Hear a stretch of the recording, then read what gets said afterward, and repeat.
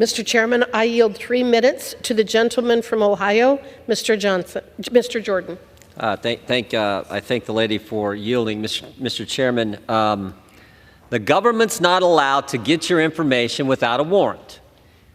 Not allowed to do it. Even if they buy it, they're not allowed to do it. That's all this thing says. It couldn't be more straightforward, more simple. It is a respect for the Fourth Amendment, respect for Americans' privacy. What we're saying is, and it's been said before by the ranking member and Ms. Jayapal and the gentlelady from Wyoming, you can't do an in-run.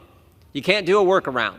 You can't say, oh, we're allowed to get information we otherwise wouldn't be able to get because we're going to purchase it from a data broker. No, you can't do that. That's all this says. If it would otherwise require a warrant, you can't go buy it. You can't do a workaround. It is a fundamental principle in our country. If the executive branch wants to get your stuff, wants to look at your information, they have to go to a separate and equal branch of government and get a probable cause warrant.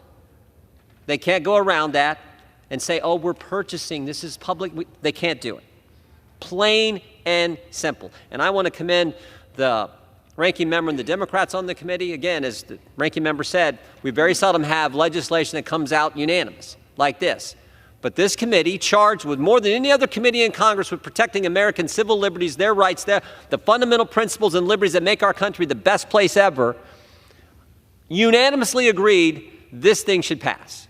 So I want to thank them. I want to thank Ms. Hageman for leading the debate in the committee for our team, and of course the sponsor of the legislation, Mr. Davidson. This is so simple. Last week we had a similar fight, similar debate. Unfortunately, we lost 212 to 212. Let's hope we can win this one. I think this makes so much sense, so common sense, so consistent with how this great country has always operated.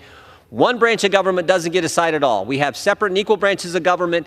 This branch wants information. The executive branch wants your information. They got to go to a separate and equal branch and get a warrant. They can't go buy it from somebody else and be sneaky about it and avoid what the Constitution clearly mandates has to happen. I urge a yes vote, and with that, yield back to the gentlelady from Wyoming. Thank you, Mr. Jordan. I reserve the balance of my